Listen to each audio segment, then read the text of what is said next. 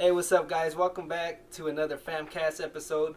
Today we're going to have Random Talks Part 2, Random Talks with Vero. That's our cousin. She's down below. So she's waving hi. Yes.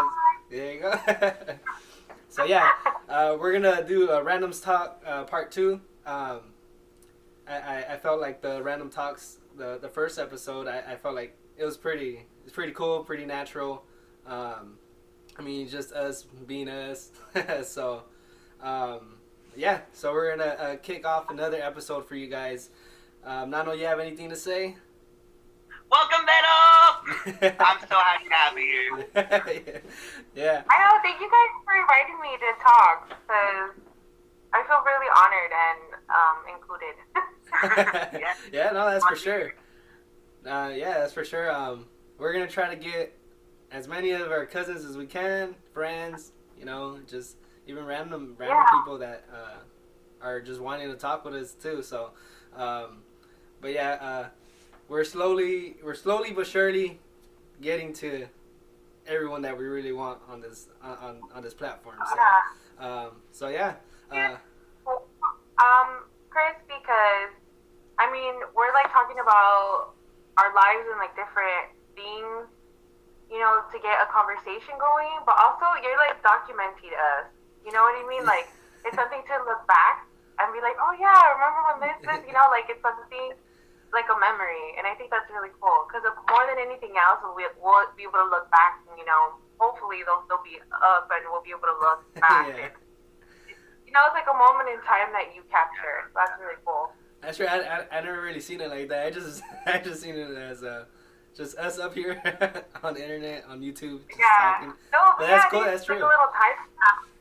Yeah, little documentaries. Yeah. But that's I agree with that.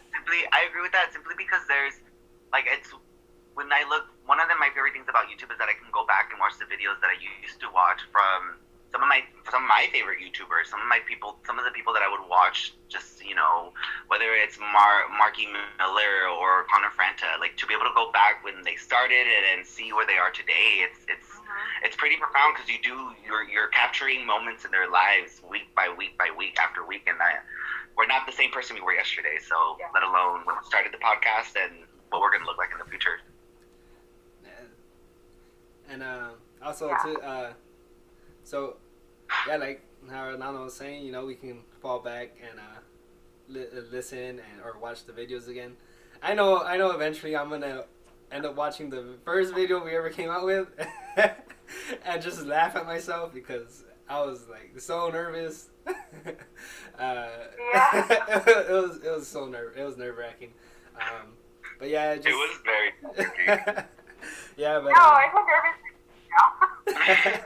and to truly validate it, it's simply just because we're raw. We don't have a script. We might have sometimes like themes, but we don't know exactly what we're gonna say and how we're gonna say it. So the way it comes out, it is what it is. Yeah. We're not even editing these videos, so we're not putting snippets here and there. It literally from the beginning that we record to the end, as long as we don't mess it up at the beginning, we're good to go. Here we are. That's so true. That's so true. But yeah, Beto, what prompted you to say yes to just be down to do it? I think for the reason that I said earlier, that it's kind of like capturing a memory, and I wanted to be part of it. Like, I wanted to be part of the conversation, and I don't know, I just think it would be really cool to look back and see what we, not just our conversation, but just all the other ones. Like, I just think it's a really cool project, and that it's like family oriented, and I think Chris, you said earlier you wanted to have as many primos and cousins on, and I love that. I wanted to be a part of it. I would have been upset if I wasn't. Yes. I'm happy. I'm so happy that that you want to be here. I think that makes it the grand difference, that you want to be here. You want to be a part of this because you're a family. Yeah. And I thought it was awesome too when Nano told me, like, hey, Vero wants to get on one, and I was like, oh heck yeah, let's do it. And, no, it's hey, like I said it in a couple of podcasts before. Like our viewers, our cousins, anyone, just anyone who's giving those views to us or subscribers, they're our fuel. You know, like they're the ones that are making us want to keep doing this. Just because we know there's somebody watching, even if there's one view, two views. You know, like we're either helping someone get through their day, or we're giving certain information to people that are interested, and also we're helping someone kill time while they're learning like important information that they may face in the world. So yeah, like I said, you guys are our fuel. So and this is what keeps us going. I think one of the things that I've noticed with this podcast is that it is the way for us to hang out. Yeah. It's especially in these days, like it's genuinely some of the only ways we can hang out. So to be in our own spaces, in our own safe spaces, to be able to have these conversations, but also to know that we're family and that we still get to hang out. We still get to talk to each other in a way that's where because we know we miss each other. We know we miss conversations. We miss our family gatherings, and so this is just an opportunity to provide that. Yeah, it's not the same, but it's still connection. Yeah. That's what Vero was saying too earlier, is that, you know, this may be a way for us to hang out for who knows how long, you know. And me personally, I don't mind hanging out like this, you know, because I still know I'm still conversating with you guys, and you know, every time we have family members come together, it's all memories. We talk about memories all day, and I mean, so pretty cool. Yeah. So many memories. But I know it's much needed this year. I mean, obviously because of everything going on, but I think for some people, like me, I think this quarantine has been more lonely. I mean, I know to each their own as far as how they're going about handling the pandemic, but for me, like my comfort level, that means that I go nowhere. Like I don't visit family other than like my immediate circle, and I don't know. I feel like you don't realize how much you need this kind of like interaction until you're actually like, I'm so happy right now, you know, because I haven't seen you guys in so long, and it's much needed. Like it's therapeutic way to like sit and talk, and I think that's why we should get more people involved too, because it's kind of like a way to distract ourselves from what's going on and like give ourselves like a little like happiness boost. So I don't know. I think that's a good effect of these kind of interactions and meetings with each other. I agree, 100%. I went through before we started these podcasts, I had roommates, or I lived with my mom and I lived with family. Now I live alone. I have my own apartment, and so being able to talk to people, even though Chris isn't physically here, to just know that he's listening to me, to know that he's engaging with me, you don't feel lonely. You don't feel lonely. Even though physically I'm alone, I'm not alone. Yeah. And that's true, because I always feel like I'm one to always be out somewhere. I know Vero, you're always traveling, you know, vacations and stuff like that. And like for me personally, myself, like you guys know, even when I was smaller, I was always on the streets, you know, doing something. And my mom would always yeah, and Somos callejeros. Yeah, and then, callejeros y callejeras. Yeah, and then now I go to work, come back, and you know, scratch my head, you know, not knowing what to do. So it's new. It's something new to me. I mean, change for everyone. I feel like change for everyone is just hard in general. And like quarantining, that's something I've never even thought of. I never even thought of the word. So, but yeah.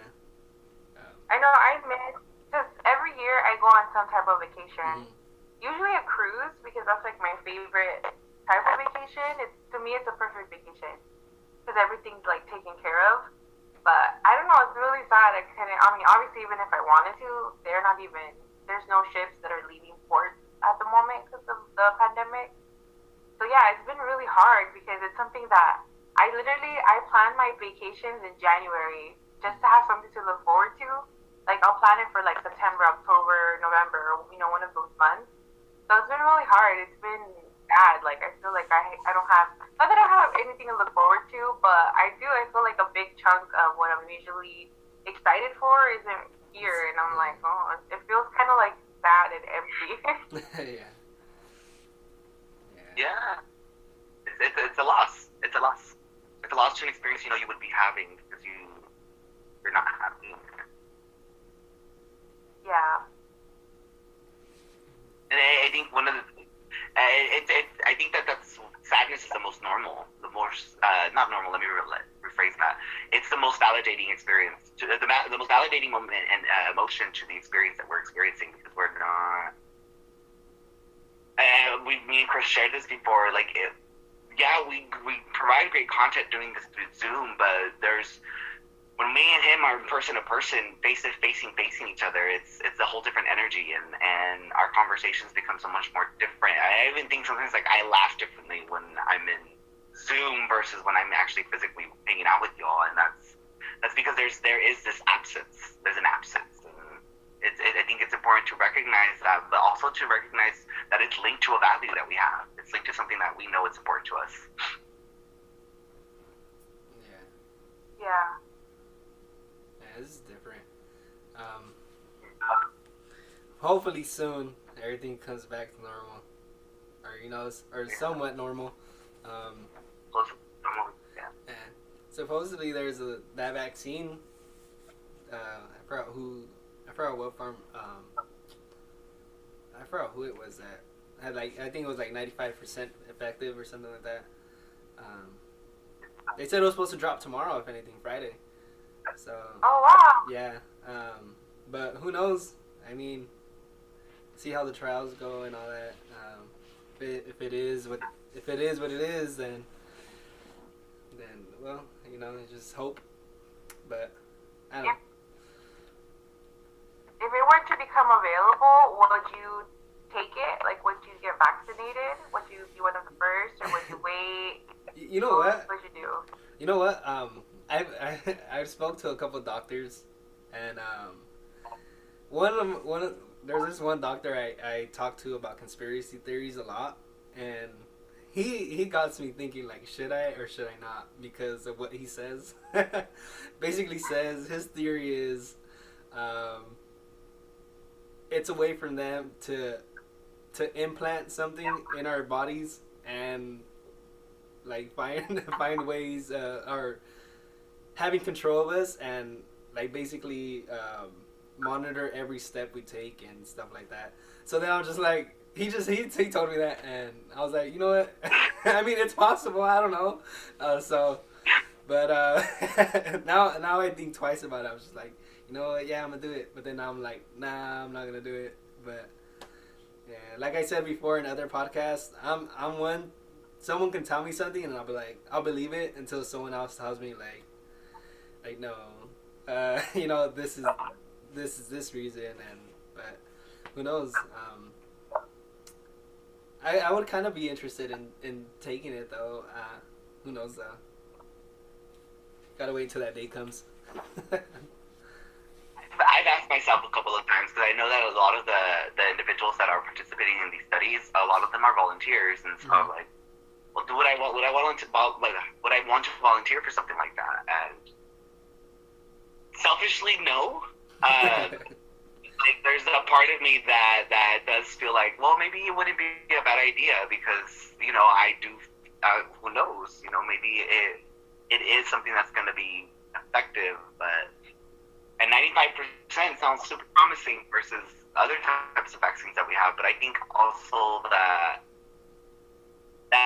it's still. I think I wouldn't go for the, like, if, let's say it dropped tomorrow. I don't think I would go tomorrow. I would go like January. I know. Because then it'll give it enough time, maybe like an extra. Maybe something else might come along. I don't know. I don't know. I'm skeptical, I guess you could say. I'm skeptical. I mean, it gives you more. I think I would. Oh, go ahead. Go, Vero. What about you? Oh no, I just said I would wait. I don't think I would be first in line. I would see how it goes for people. Watch the numbers. Yeah, I don't know. I just feel like with anything, there's always like side effects or stuff that you don't really know until it's like the first couple people try it out first. Yeah. I know, but we sound. I feel like we sound selfish. We're like, no, you go first. But I mean, hey,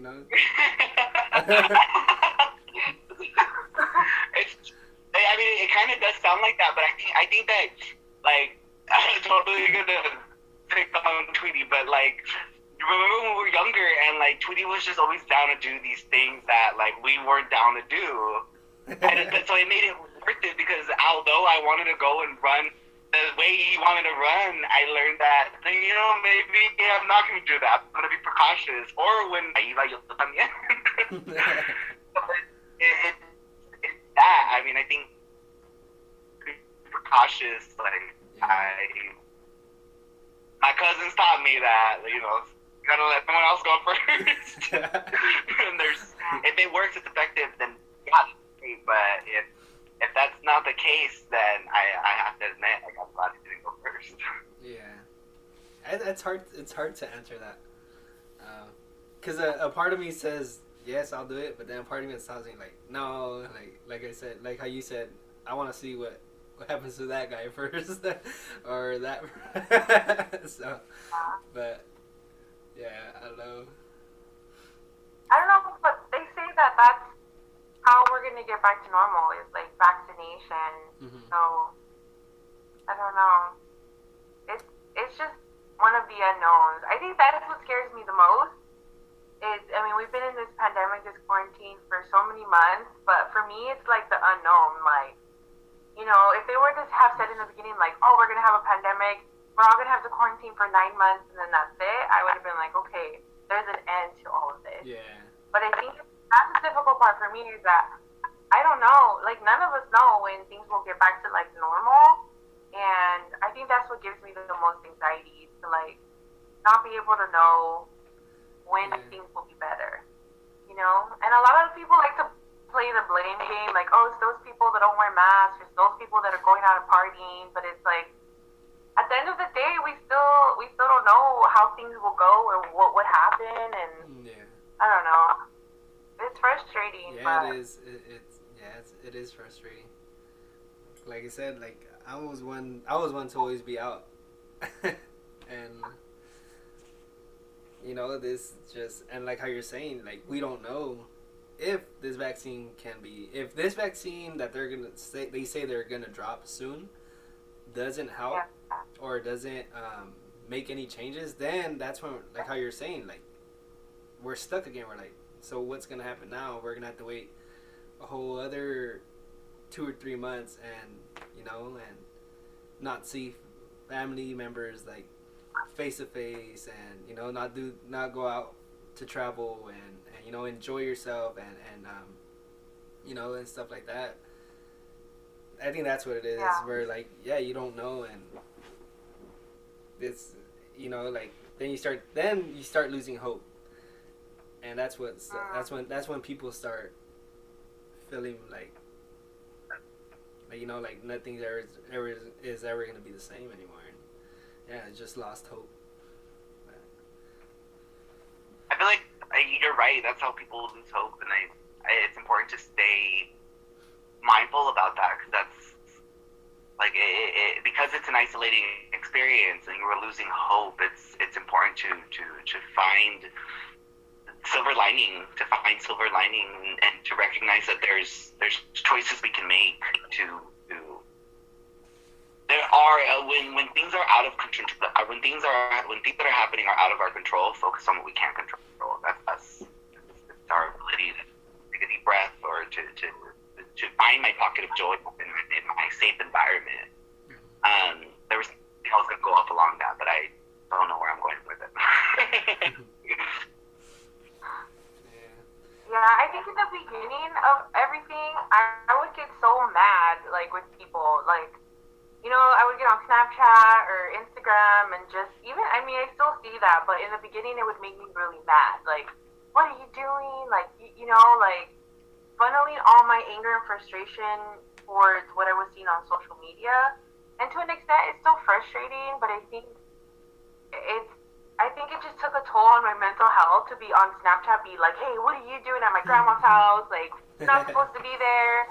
And now it's kind of like, I'm so concerned, but I feel like for my mental health, I tend to ignore, social media in that regard. Like, when I see somebody out, I'm just like, you know what? That's like off my hands. I know I'm doing my part and I'm doing what makes me feel safe. So even though sometimes it's so frustrating, I think that I'm such a long way from the beginning of the year, or when all this started, when I was just so angry and mad at like all my tias, my dad, my mom. I would yell at them like, "What are you doing? Where are you going?" You know, like. And now I still, like I said, I'm frustrated, but I think it's just better for my mental health to just mind my own, you know. And that's been working for me lately. I just kind of like, you know what, you do you, and I'm going to stay where I feel safe, which is pretty much just home. And that's genuinely what frustration is. Frustration is an inability to change a situation because it's external, so it's within us. Frustration is something like, I can't do this, so I'm frustrated. Anger is, this thing happened over here, so I'm angry. And it's important. It's true. It's we're feeling frustrated because it is within us. It's within our capacity. We can't change that another person is hanging out. So I'm feeling frustrated, and that's rooted. There's rootedness there.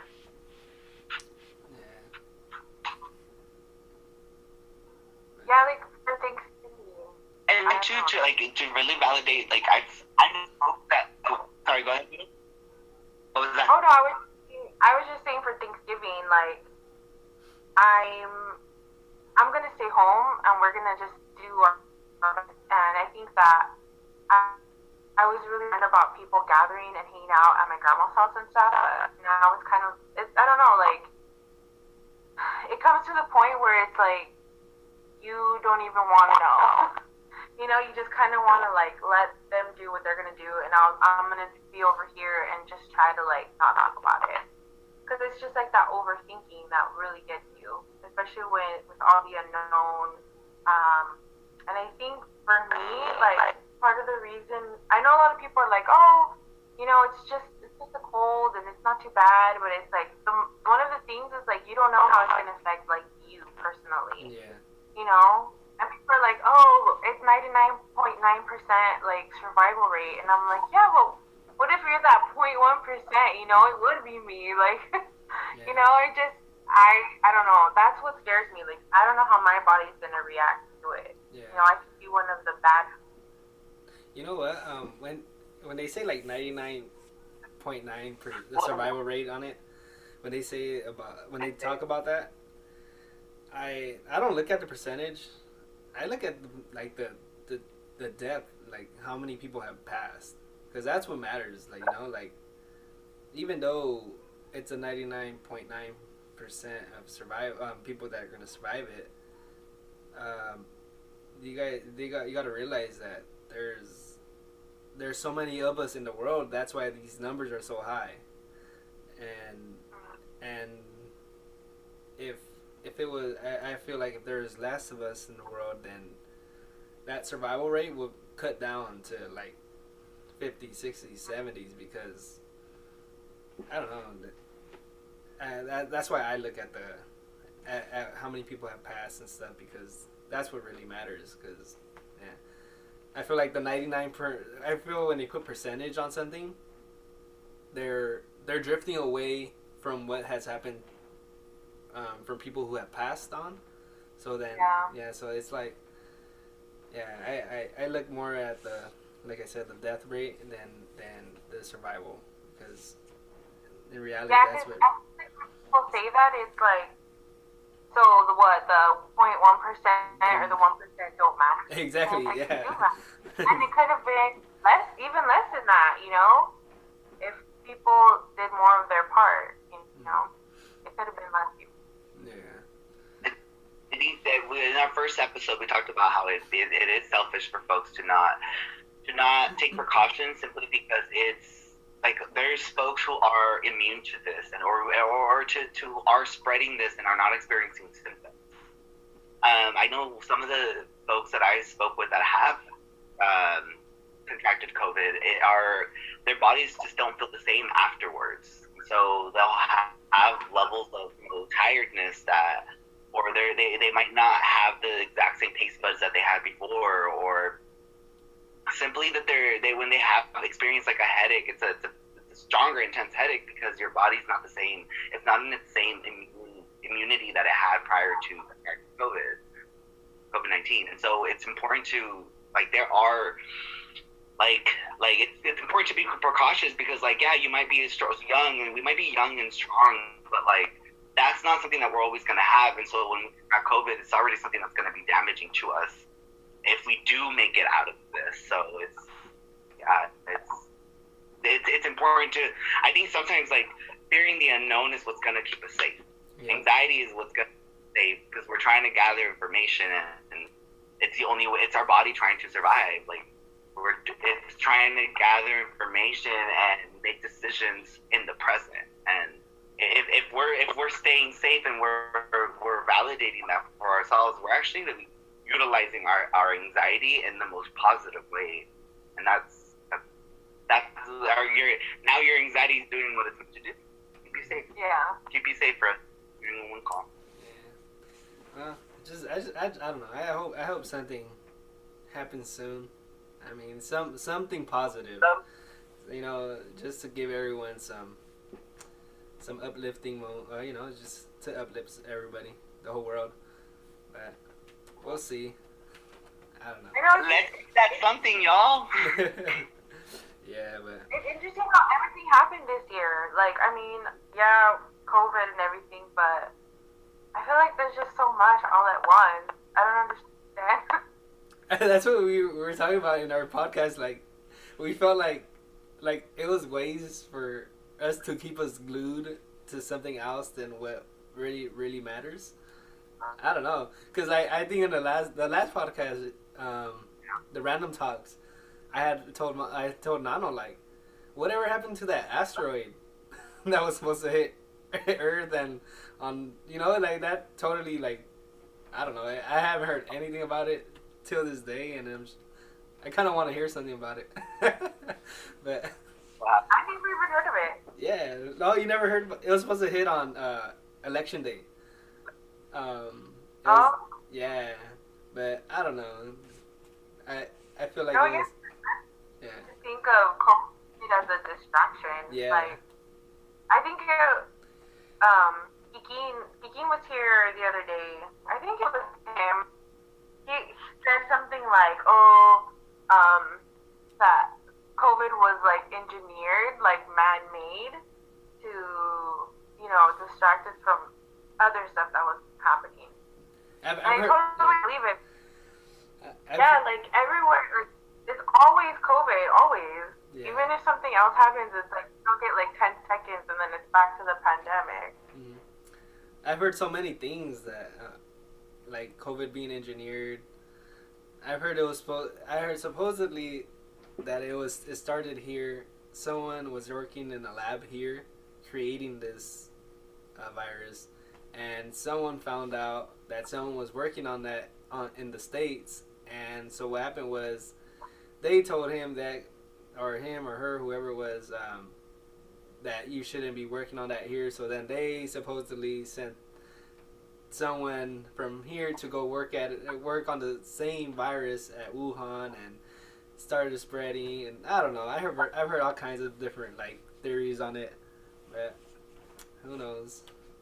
I mean, it's out here now, so. But yeah. I don't know. We'll see what happens. We'll see what they say tomorrow. See See if they say anything about the vaccine. Yeah. But yeah, you know, hope. Hope. Yeah. But I don't know. Let's talk about something else. Is there something you're looking into in the future, Vero? like like anything coming up soon or? Like vacation wise, No, or just anything that I'm looking forward to. yeah, just anything in general. Just I think right now, what I'm looking forward to the most, probably the new Selena series on Netflix. I think I've been looking forward to that for like a year. Yeah, so like December 4th, I'm really excited. I mean, me and Nano were talking about it yesterday. Like, having reservations, we're kind of skeptical, and but I don't know. I'm excited to see what they do. yeah. I don't know. How about? Did you? So I watched the trailer and I thought to myself like, what the fuck are you gonna do, Netflix? Excuse my language. Because like I know I've learned that we're not supposed to have expectations, but when you are you're a multi-billion organization like Netflix and you decide to do something this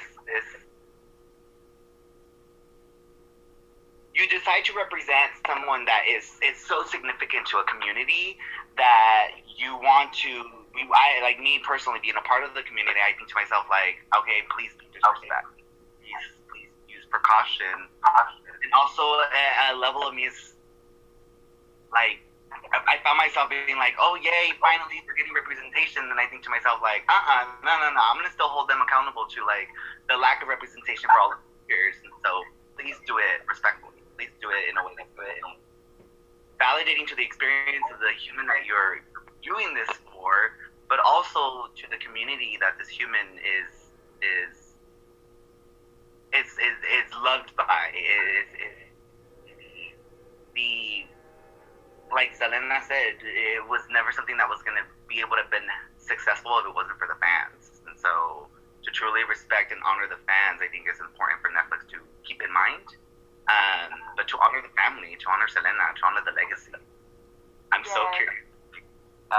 What are you gonna do to mess this up? Because like, What's one thing? By the way, I was like, Abraham, not Latino. What's happening here? Who's Abraham? What's one thing that'll make you guys be like, you know what? I'm not gonna watch this anymore. Like, what's one thing they can mess up in that series where you're just like, nope, I don't want to continue this. To me, Selena has a very specific like vibe. I don't know, like, just looking back at her performances from the 90s, she just had this very like lively, like beautiful way about her. You know, like I remember being so like completely in love anytime that I saw her on TV when I was little. Like, she was such a great entertainer, a great dancer. Like, she was made to do that. She was, I know it sounds cheesy, but she was a star. Like, she was it. For me, and still is. She's still someone that I look up to, still to this day. And I think looking back to like the Selena movie, I think J-Lo did a really good job in capturing that.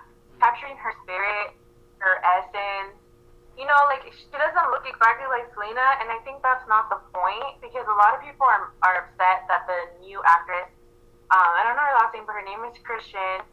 You know, I see a lot of the comments like, oh, she doesn't look like her, she doesn't, and I'm like, that's not really the point, because you're never going to find anyone that looks 100% like Selena. Yeah. But to me, it's capturing that essence. Like, is she going to make me feel like I'm watching Selena? Like, is she going to make me feel that, like, sense of joy, and that sense of, like, you know, entertainment, all that I got when I saw Selena, and that I still get when I watch her.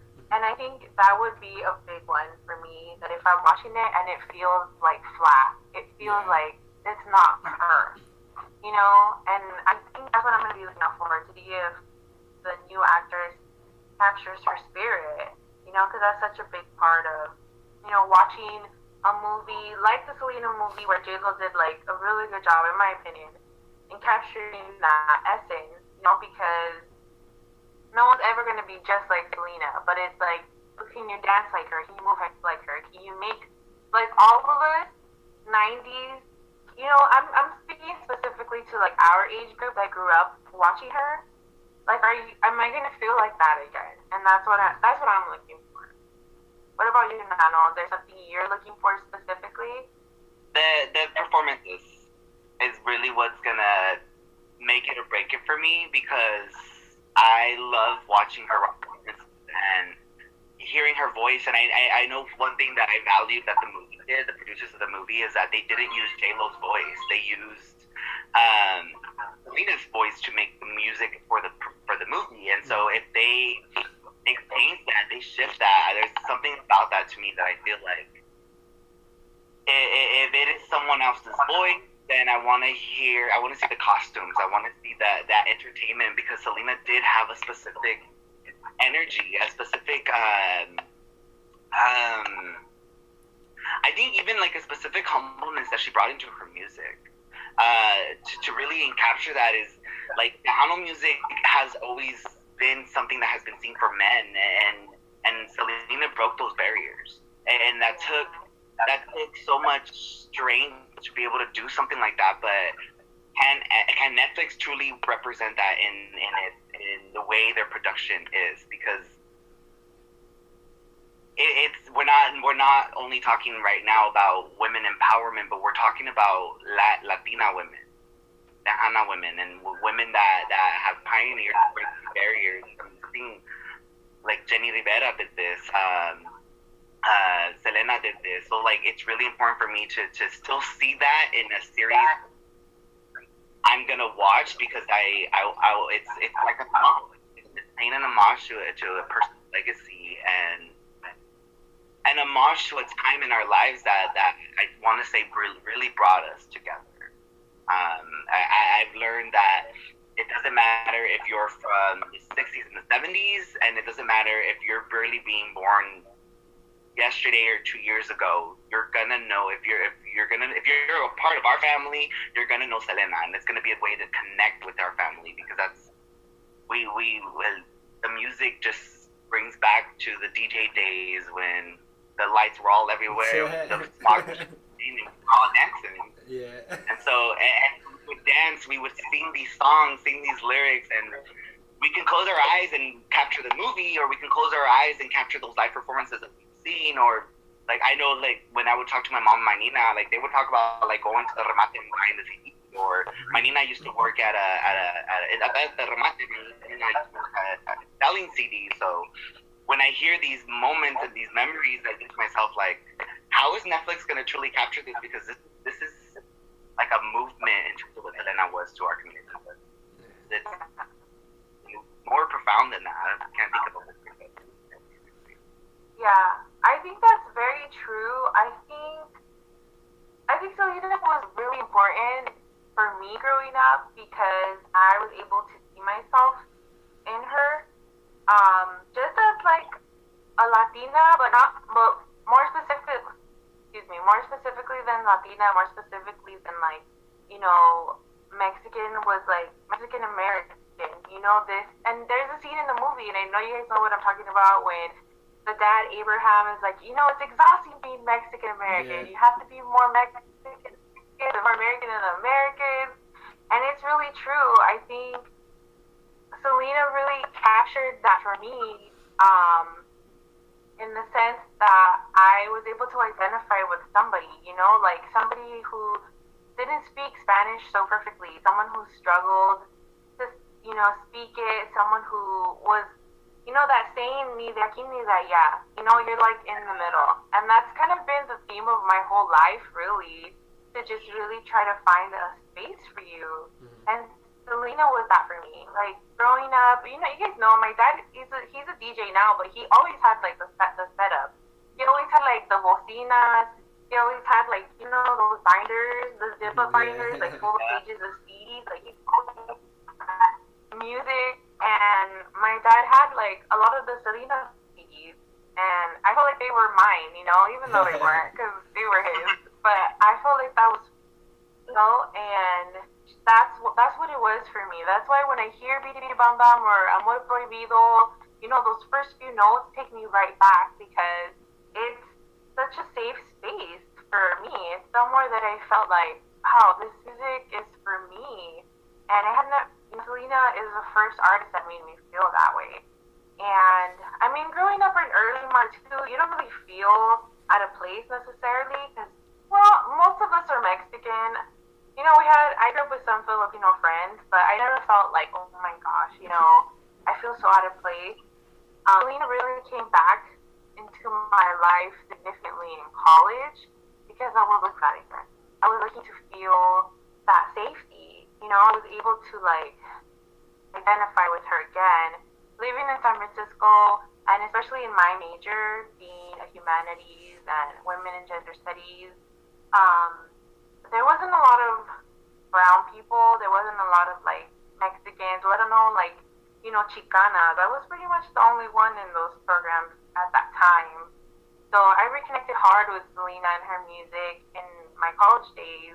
And I don't know, Selena, she's always gonna be that for me. That like I feel like we all have that. We all have that one artist that is like, yes, she embodies so significantly a part of me that I I value so deeply. It's like identity, the sense of like Chicana identity, Mexican American identity.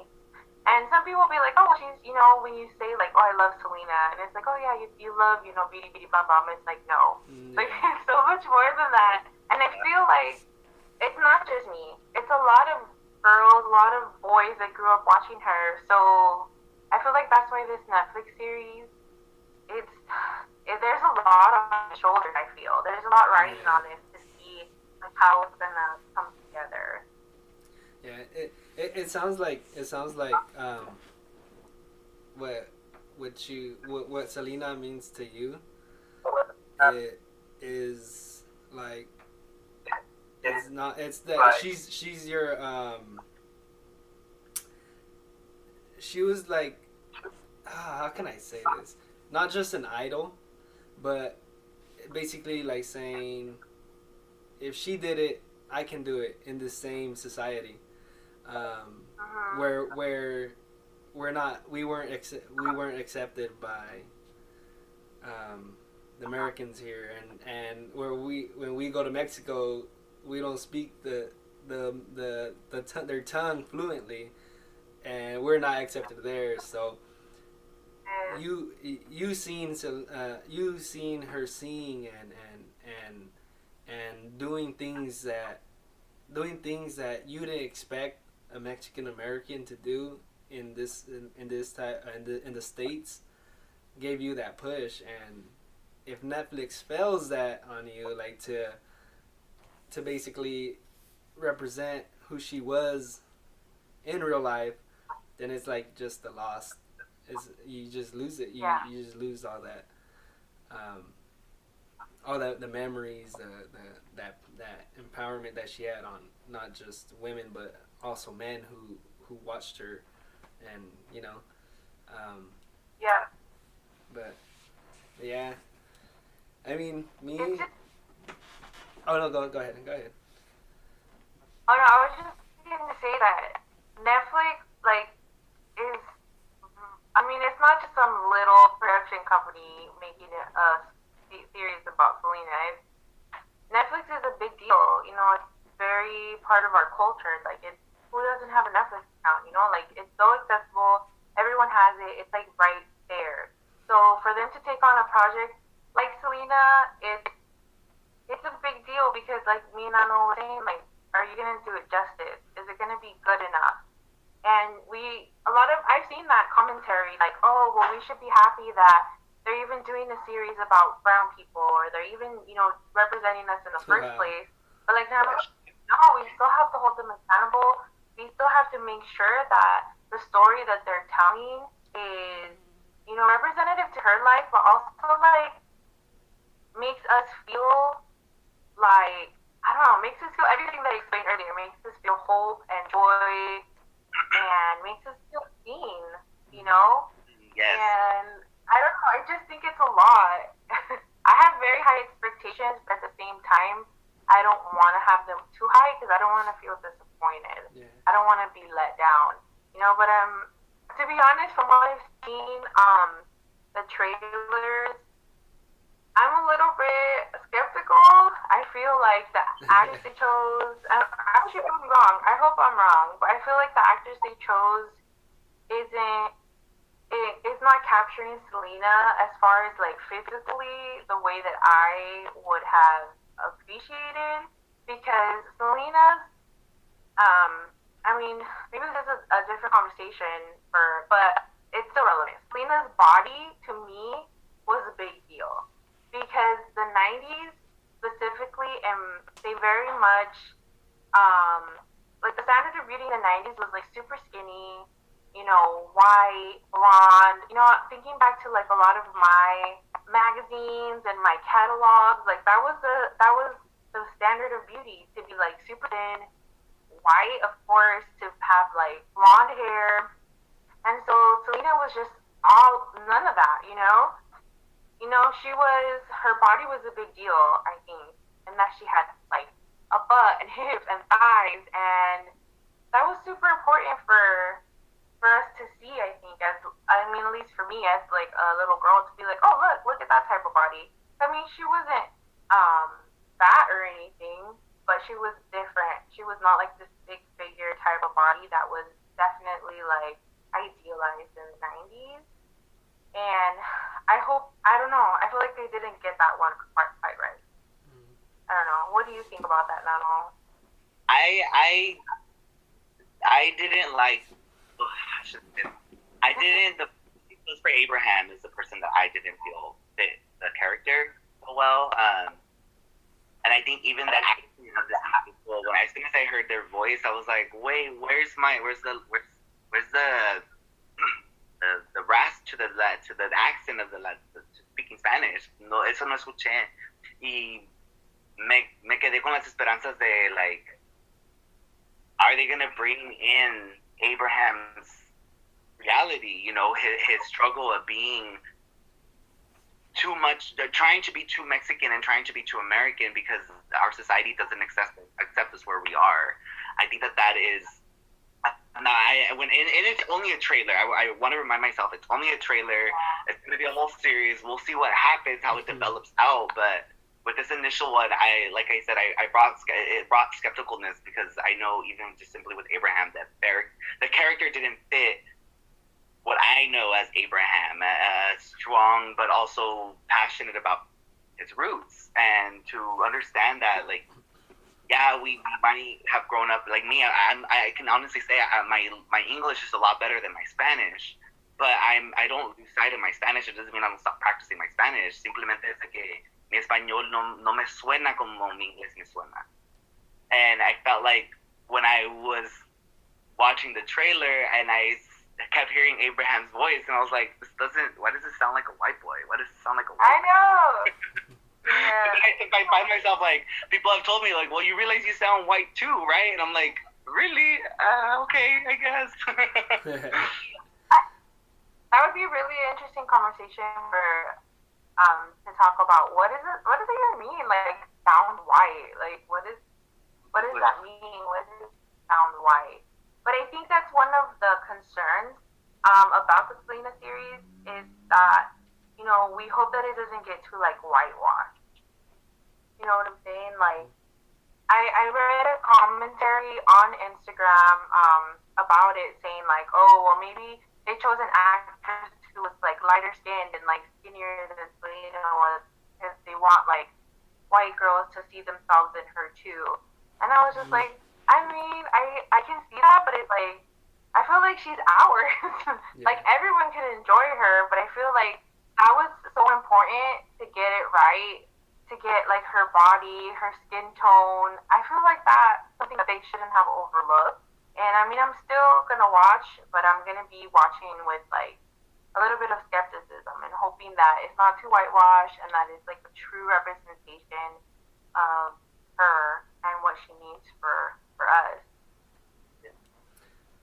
I agree with that. They shouldn't tailor to the audience that they're trying to reach to. They should tailor to again, they should tailor to creating something, a project that's going to be authentic to the individual that they're representing. That's Selena. It's Selena. It's not and right, there's a crossover album, which means that yeah, it's Selena tailored to an English population, but we are that population, and it's not just like we're a mixed population too. So to truly encompass that,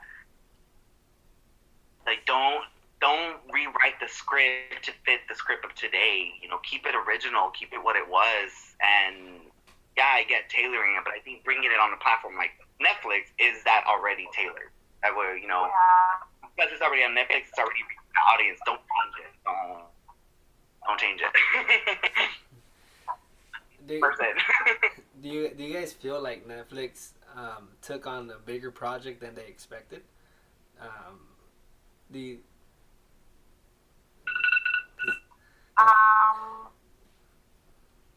don't know.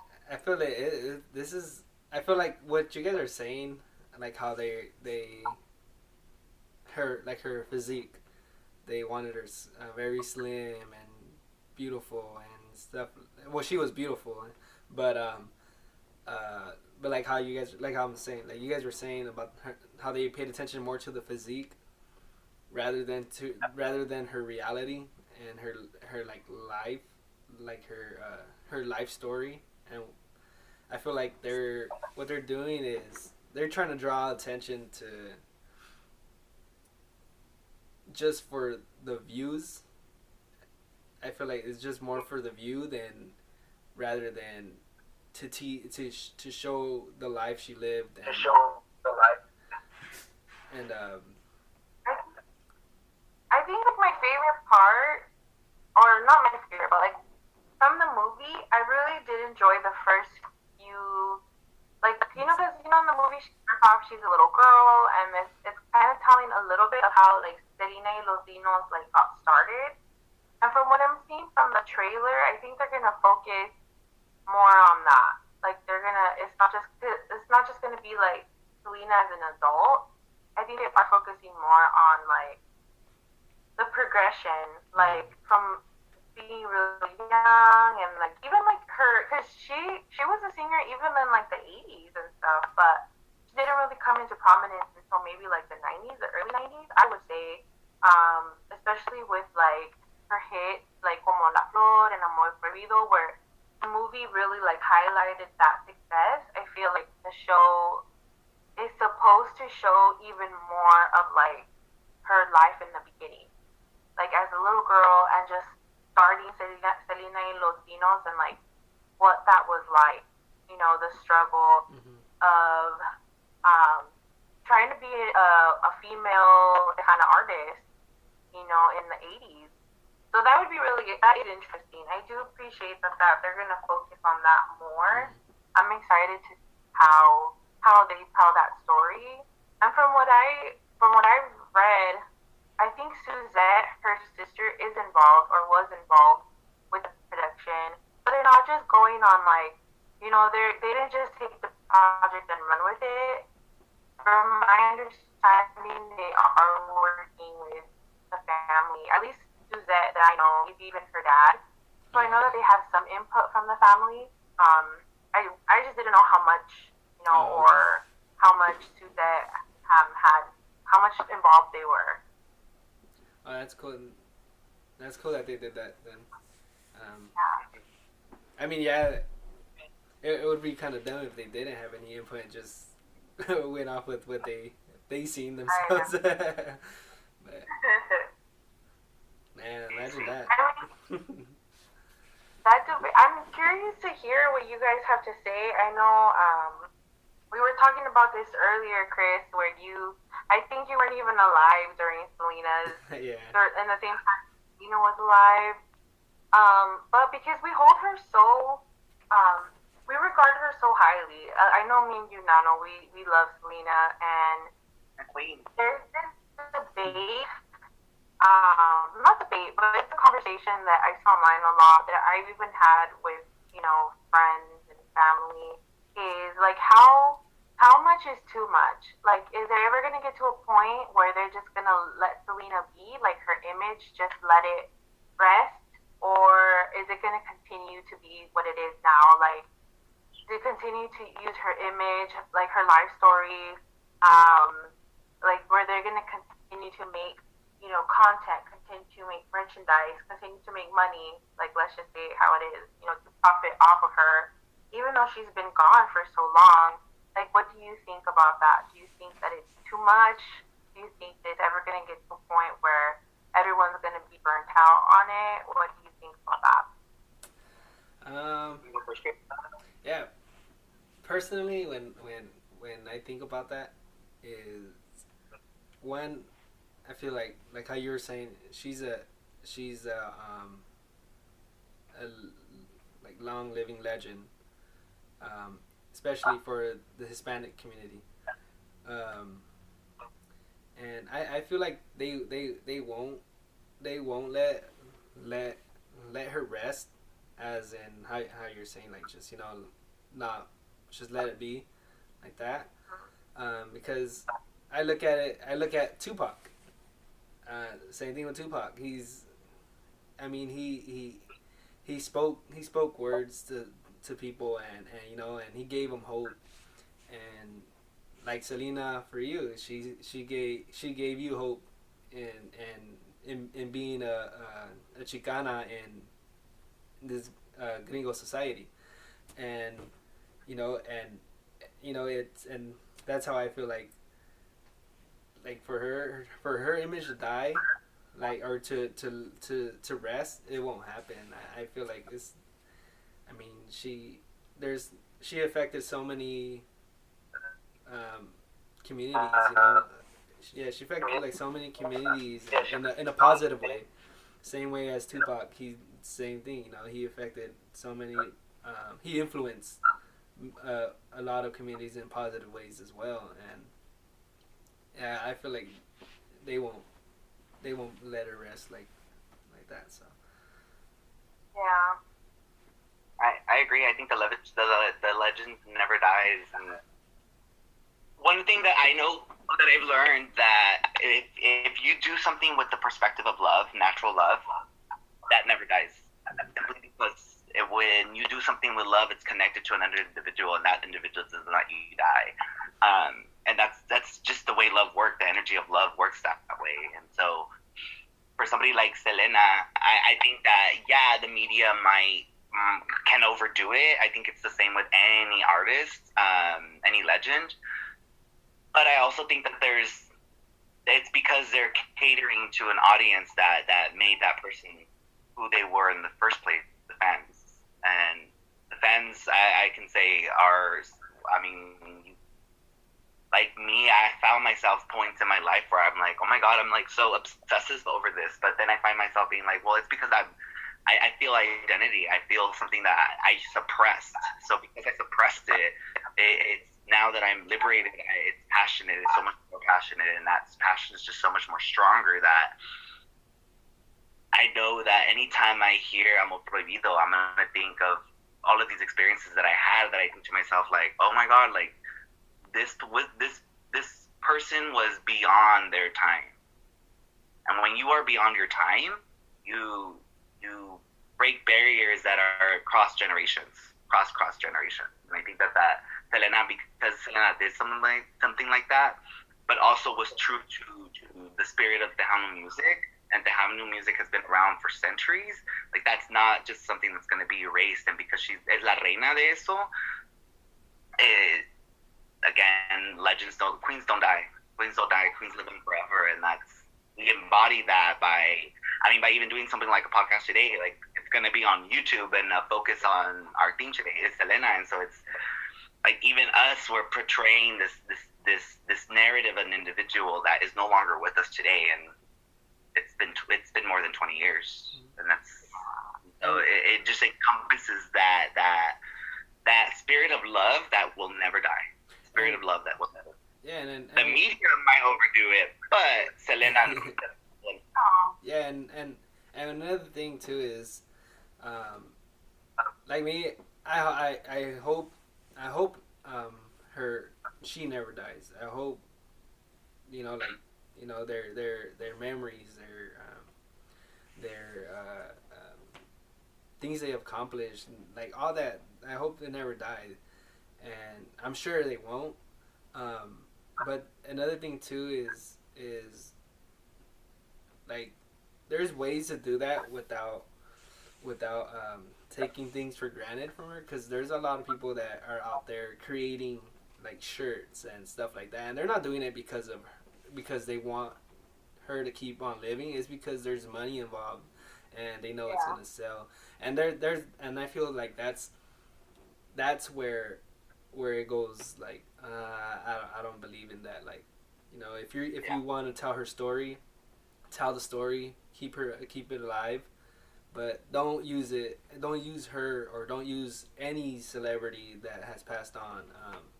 For example, Kobe and his daughter, and like, don't use them and for a way to earn your money and stuff like that.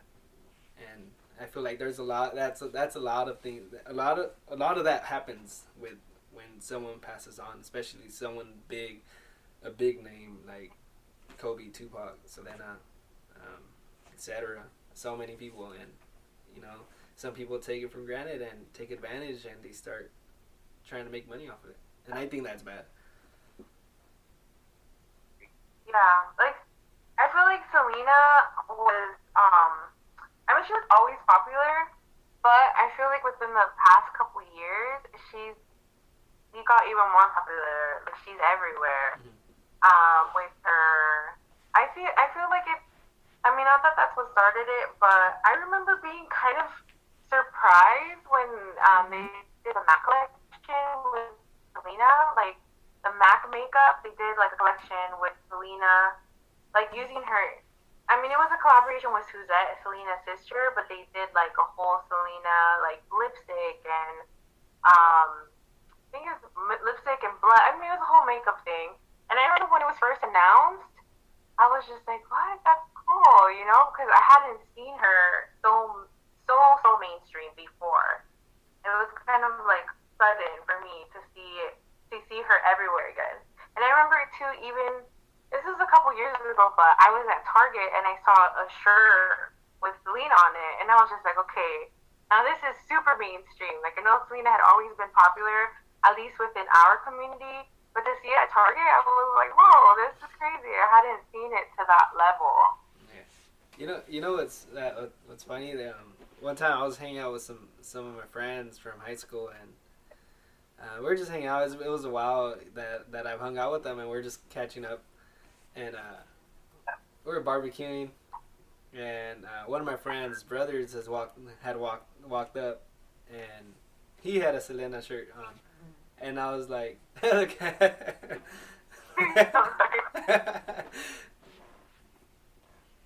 yeah, and he had a Selena shirt on, and I was like, that's cool, like just seeing it, but yeah, like I've never seen anything like that, like Selena being on a shirt, and then, so it was kind of different for me. I was like, oh dang, but I was like, okay, that's cool. But that totally takes me back to my college days, because one of my shout out Ismael, one of my homies, Ismael, my favorite. He gifted me for my birthday a Selena shirt and a Selena photo, and I loved it. I remember knowing that, like, wow, this individual knows me, but also hears me. They see what I'm embodying, what I'm trying to be as a person. Because one of the things that I identify with Selena a lot is this humbleness, this sense of, this essence of respect to humans. Because I think that Selena was kind, natural kindness, and we don't see that in our society a lot. And I know that we've talked about it. I wasn't always the nicest person, so it's really been something that I have really focused on trying to embody. And when I was gifted this, I was like, oh wow, like someone is actually seeing that I'm being transcended by this. And when I got that gift, I was like, oh my god, this is so cool. And so I have this photo. So in Chico, when I looked up in Chico, we celebrate Cesar Chavez, and so on Cesar Chavez Day, we don't go to school. It's a holiday for us, and it happens to land on the same day that Selena passed away. And so they, instead of like me celebrating Cesar Chavez, I would wear my shirt, my Selena shirt that day, every time that we'd have like events and stuff like that. And it was super important to me because it was significant to not provide labor, not go to school, because it's remembering an individual that has brought rights to our community, but also it's a day for me to remember Selena and to honor Selena. And I think that when I got gifted that shirt, I was like, oh, that's so cool. And it came with the frame with the photo of Selena performing at her last live concert. And it was like, I cherish that. I cherish it. The shirt, I washed it and it faded, but I still have the shirt. I'm not going to get rid of it. It's mine forever. I can't wear it no more, but I definitely have it. Yeah.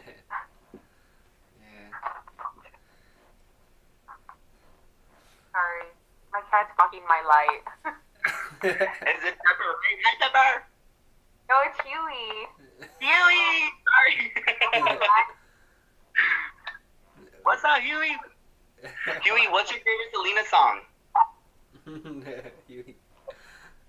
I want to know your favorite Selena song, Huey. One time I was watching Selena and he was actually watching, which is really funny to me.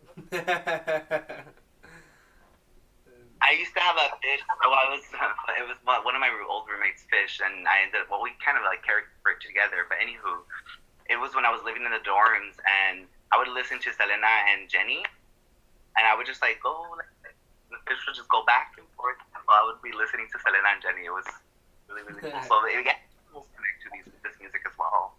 I remember Dober.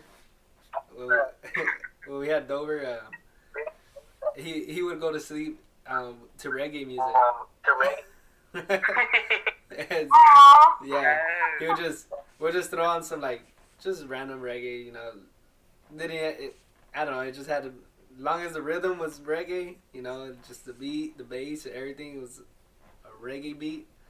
He was out. Yeah. I love that. That was funny. Yeah, but Any other reservations that you might have? You know what? Let's. What are you excited to see in the series, Vero? What's something that you're excited to see in it? I think I'm really excited to see the clothes, like the costumes, the outfits. Because Netflix has like such a big budget, I would imagine that they would spare no expense on recreating her iconic looks and her iconic outfits. I'm excited to see how far along the series goes, because I'm thinking that they're expecting it to be more than one season, or at least I would hope. So I don't think it's going to be like the movie where it ends, like the last episode is like, you know, her murder. Because they actually, you know, they include that in the movie, but I don't know if that's how it's going to be necessarily in the series. mm-hmm. I hope that they kind of leave it open-ended a little bit, just for a chance for it to come back for another season. So I'm excited to see like what exactly it is that they share, because in a lot of the footage that I have seen, like the trailers and the pictures, I haven't seen her in like that iconic like purple outfit like from the Astrodome concert. I haven't seen that. So it's like I don't know how far along they're gonna go, like where they're gonna end it. And I'm excited to see like her teenage years, because the movie didn't really focus on that. It kind of, you know, did a little bit of her childhood, and then it like kind of jumped to, I would say like her, maybe she was a late teen, early 20s, but not like her 16, 17 years where she was performing at that time. So I think it was cool to see that part of her life. I'm using my gauge with watching Mariposa de Barrio.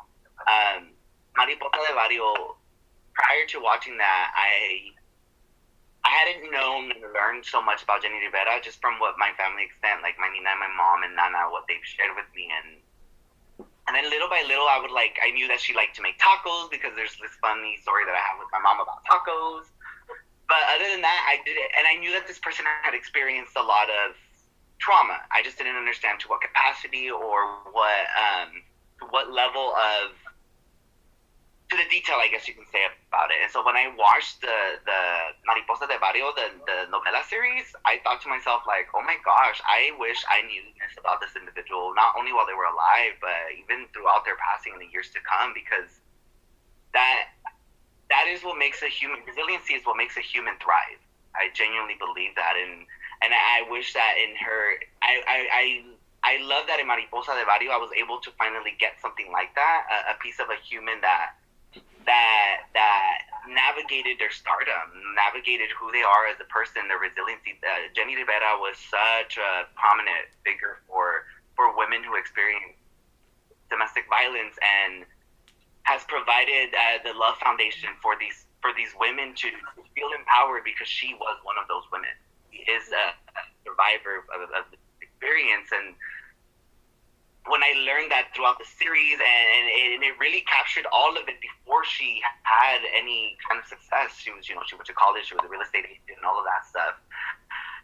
But she struggled in her relationship, and when you struggle within an intimate partner relationship, you struggle within yourself as well, because there's so much that's being taken away from you in those types of situations that the novela really helped embody. I feel like it captured a strong, resilient, independent woman that is not defined by this life event. That they take control over their narrative, and they move and thrive and fly with it. Like butterflies and fly with it. I truly believe that her metaphor of the argulla la mariposa, the novela helped capture that so well. Again, Mariposa de Barrio. So it tells you that. And that was because that was something that in her concerts she talked about, she identified, and she said, this is how I see myself. Here I am. Take me as I am, accept me as I am. Not accept me, affirm me as I am. Do that, and I felt like Mariposa de Barrio did do that. It affirmed Jenny Rivera in certain extents, in certain realms. So I'm really looking forward to see the ways that this show is going to affirm Selena's existence, Selena's experiences, and to truly affirm who she was for us as a community. I think that's what I'm looking forward to see the most, because you learn more about a person. You don't just see that they're a star. You see why they're shining. You see why they're shining. You see why they are beautiful, and it has nothing to do with the beauty. It's what's inside. And then that makes a person beautiful outside. And to me, Selena was not beautiful outside. To me, Selena was beautiful inside, and that made her beautiful outside. It made her beautiful, her voice beautiful, and it made the connection to the individual beautiful. Like, I feel good because I was able to connect to these lyrics. And I know one thing for me, Selena has always provided an ability, especially when I turned 19 and I went through my first real relationship, that I thought to myself, wow, our love is prohibido. This isn't something that our society allows us. And I think to myself, like, all of the times that I would sing her songs and I didn't change the lyrics to the person that I was singing it to, like, Selena again embodied something that she was beyond her time. She didn't realize that she was going to connect with this little gay boy about singing about heartbreak, and he actually was feeling it because of what was going on. But when I was singing the lyrics to No Me Queda Más, I thought to myself, wow, I actually don't have to change anything about the song. It literally is speaking to me because of how I feel, because of my lived experience. And when she sang that song, she wasn't singing from my lived experience. She was singing from her lived experience, and it connected to me. Somebody that is very different than her, but also is not. We're not different. Because she has more estrogen and I produce more testosterone, doesn't make us different. It genuinely allows for experience for me to never have had to change the pronouns to the songs that I'm singing. Like, again, it heals a part of you that you you're not being represented in the music that you're listening to. Selena allowed that piece for me, to feel represented in language, and it's not because I'm a woman, it's because I'm a human that experiences heartbreak. A human that experiences heartbreak. And heartbreak to a man. She does that. So I'm excited to see that. Like, what more of her that I genuinely believe she didn't realize the impact she was going to have on the world. And like, I want to see that represented in the movie, in the show, because I know, Chris, you said earlier that I mean, I know you know Selena, but that you weren't a fan to the level of me and Nano. Yeah. But, so I feel like it's just like a casual Selena, you know, knower.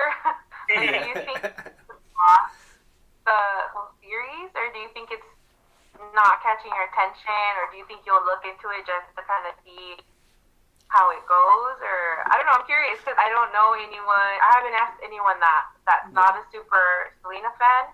Like, will you be watching? You know what? Yeah. So I was actually thinking of watching it. Like how you said, I'm not a big Selena. Not that I'm not a fan. It's just I didn't really grow up.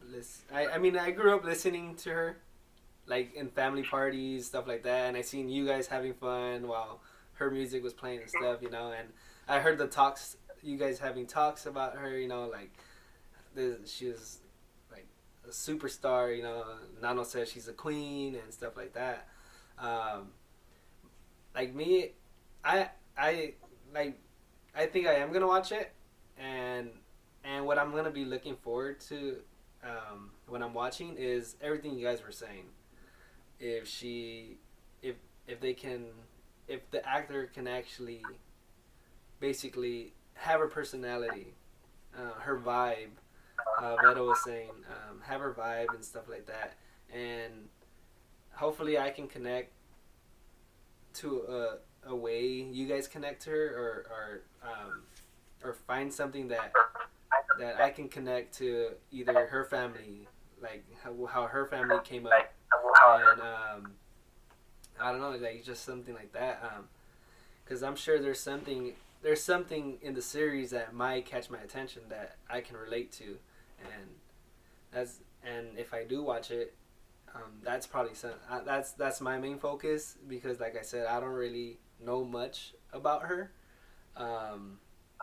so there's not really much expectations for me as of now, but until I find something where, because I watched the movie, and you know the movie, like I was into it, but like I said, it's not to the extent to where how you guys were into it. So, you know, I don't know. It just depends. So if I do watch it, which I think I am, it's just finding what I can relate to. So. I'm excited to talk about it. Like, I want to watch it and then see what everyone else thinks. Like, you know, to see if it met our. Yeah. I don't know. Go ahead. Oh no, I was just gonna say, I was like, at the end of the series, I just hope you guys are satisfied with the series. Yeah, you know, like if you guys are satisfied, then okay, then, you know, like good job, Netflix.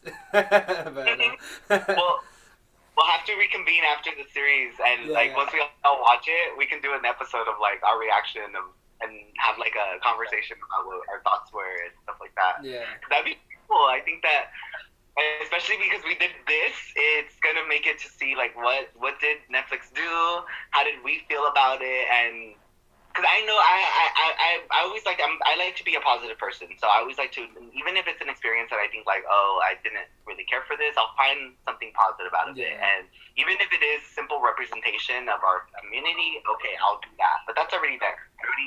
It's already a thing. Netflix is gonna put on this, so I'm excited to see. And I'm looking forward to a future podcast where we can have a conversation about what we saw and what y'all thought. You know what? Yeah, that's cool. So yeah, this could lead into a sequel to, or not a sequel, but yeah, like a reaction, basically. That'd Yeah. be cool. Yeah. I know. I think I would want to hear. What was that? I just asked, are you up for that? Oh yeah, definitely. Of course. I think that'd be really cool. I also wanted to explore more. I know we didn't have that much time to talk about today, but I really did want to revisit that identity, like Chicano identity, and like what it means for each of us. Um, I know I talked briefly of it, with um, relating to Selena in that way, and how I kind of had this new sense of like figuring out my identity when I went away to college, and I was like one of the few like Chicanas in my classes. Um, I don't know. I think that's a subject that I would love to talk about more Yeah. because I feel like it's not something we would talk about. You know what? Me and Nano actually spoke about that. Really?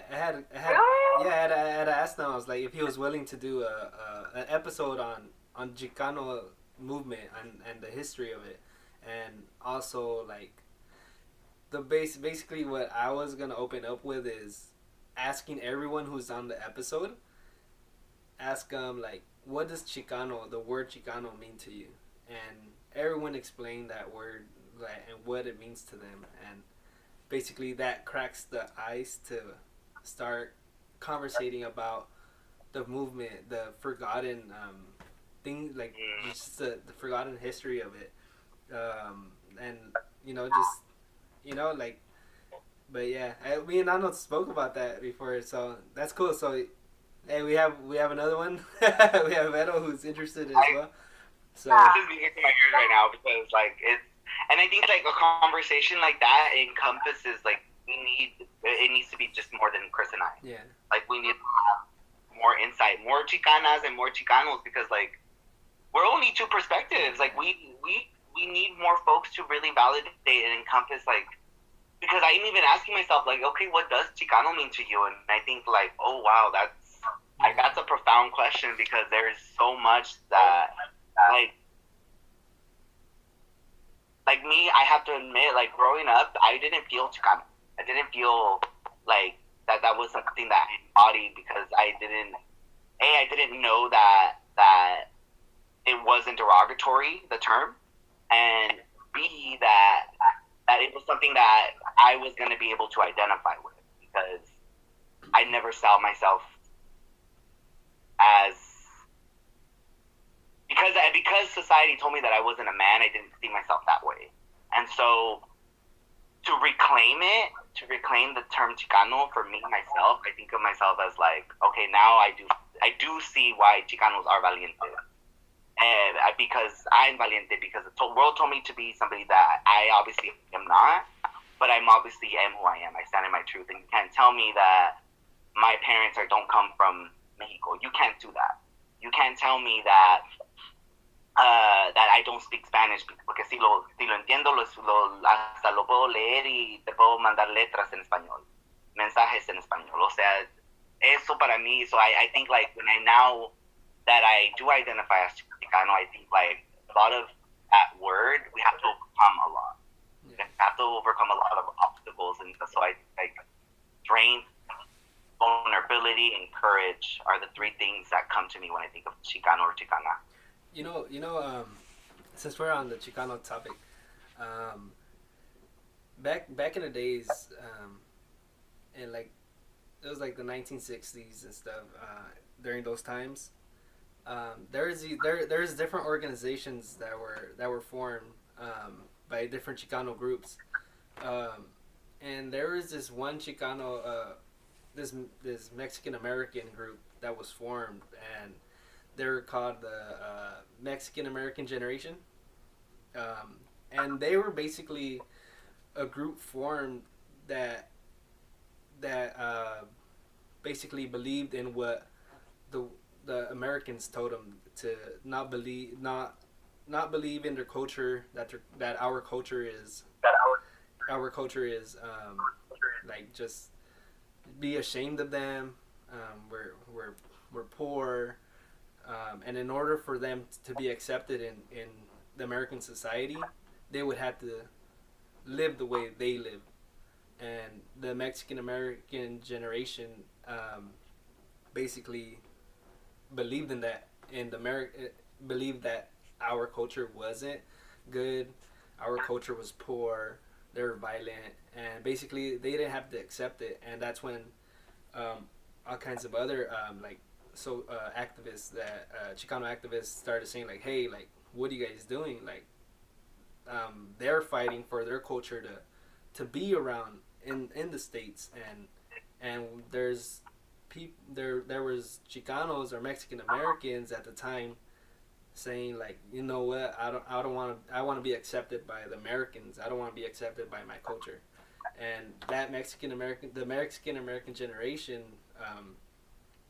movement basically believed in that, and that's when like uh, Rodolfo Corky Gonzalez, Cesar Chavez, Dolores Huerta, and there's so many there's so many that were like, you know, like fighting against that. And but I feel like it's a loss, like it's a part of history that was lost, like how you said you didn't feel like Chicano, and it's not because you weren't you didn't feel it. It's because we weren't taught that in school. We weren't taught that stuff. And for me, like in high school, that's when I started learning, and I started learning it like not through school, but through myself, like through books. I read books myself. Go to the library, you know, read just random Chicano books, just history on our culture, and then it's not, and it's just the school system that basically failed to teach us that. And that's when that's why a lot of blowouts started happening, because our culture wasn't being taught in school. And that's why they started as now they know is known as ditching. They stopped going to school, but back in the days it was called blowouts. But yeah, and they're just so much, man.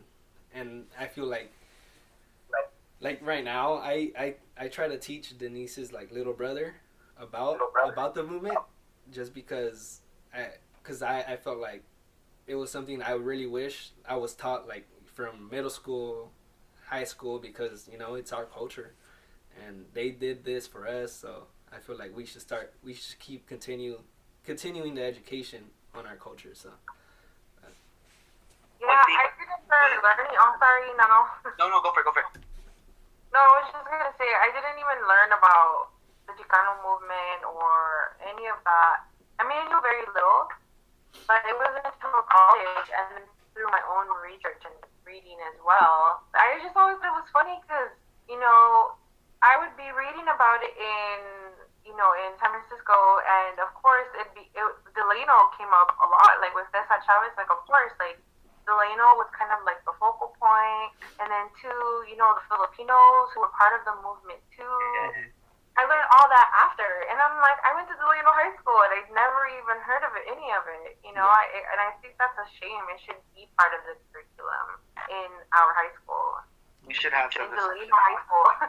yeah, and I feel like the reason, I mean, it just died. Like people stopped pushing for it to be taught in schools, because during the times, I remember in some book I read, it's called Chicano Movement for Beginners. That book talks about this town in Texas that basically won the rights to teach the Chicano movement, the culture, in school. And what happened was all like the Americans in that class, not the Mexican Americans, but just Americans that were in that school, they actually dropped out of the school, and their families moved them further away, just so they won't have to learn the culture and have that in the curriculum. But another thing too, like what they fought for was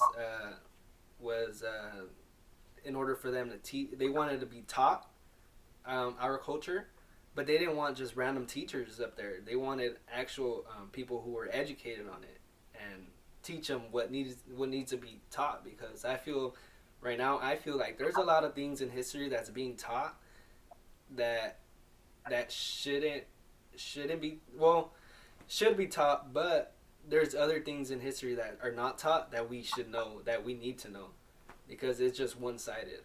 So I think yeah, to add along to that, it has to be taught from the individuals.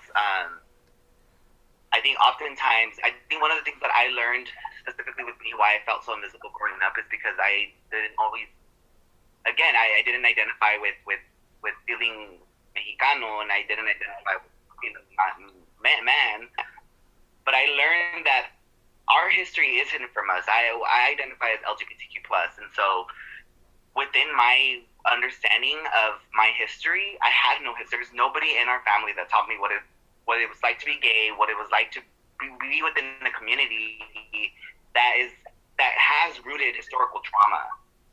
I embodied that rooted historical trauma, and I didn't know that was something that not only was I not alone in it, but it wasn't something that was new. I thought, like, oh my God, gay is something new in the 90s. Nah, the LGBTQ plus community has existed since before time. And so to really, to feel lost in the society, it becomes to me, I understand it from that perspective, and I can understand how yeah, we have to teach our history. Us three, we have to teach our history to the people that are going to come, our younger siblings, our younger cousins, and our nieces and nephews. Like, we have to teach it, because we are the lived experience of this history. When we can tell people, you know what, I did it. You're lucky right now that you know your Spanish, because when I was your age, I didn't even value my Spanish. I didn't think that was something that because our society taught me that as soon as I went to school, it's English. As soon as you go into school, you learn English. And it was confusing, because who are my peers? Somos mexicanos todos aquí, and we're not allowed to speak our native tongue. Yeah. So it makes us invisible. It makes us, and not only, let me rephrase that, not only does it make us invisible, it makes us repress something that we know to be real. We know to be existing, like our language, like even our orientation. Like, don't explore the reality that orientation doesn't have to be what society has taught us. Orientation is a choice. It's what your body makes. The chemicals in your body, your attraction is to this individual. That's biological. No one taught me that was biological, because it wasn't part of any representation, any kind of, in schools. I remember when I would have my Spanish class, Profesora Campos made us talk Spanish in class, but was probably one of the only professors to have done that. Other professors, it's more lenient, and I think that's good representation, accountability for folks who don't actually know Spanish, even though they're Hispanic. That's valid, because that's not something that's taught to us. How do you expect to know something that's been taught to you? Mm-hmm. Let alone when we are young. We don't have, like, here now as adults, we're able to pick up a book or do a Google search. But if you don't know what to look for, that's not always necessarily our fault. And I think that when we do start recognizing it, like, it's why we're saying in our podcast before, like, use that voice, because you are using a voice for somebody that doesn't recognize that they have a voice yet. We were those people. We didn't recognize that we had a voice growing up, and it wasn't until someone came along and taught us, and said, like, yo, this is you. This is your history. This is your roots. Value it. For sure. If you don't value it, we're not grounded. Yeah, for sure. Yeah. But yeah, that was in the talks, Vero. I mean, I would love to talk about the Chicano movement and our culture. So yeah, and specifically, I mean, I would love to be part of that conversation, because my focus in college was the Chicano movement, but specifically like the women within the Chicano movement, who are sometimes overlooked within the movement. Yeah. They were saying, in the Chicano movement, like, oh, sorry, my camera. In the Chicano movement, they would have their meetings, and then the men, these progressive men, would leave the meeting room, and who would be left behind to clean the meeting room? It would be the women. And Yeah. it's like, Yeah. you know, you gotta do both. You can't claim to be progressive and anti-white authority, and then yet within your own culture, you are kind of a machista. Like, Yeah. you know, you can't have both. You know, so I would love to be part of that. And that reminds me really specifically, I was doing my research for my thesis project, and I remember going into Google and I searched Chicana, just like that, Chicana. And Google was like, oh, did you mean Chicano? And I was like, no.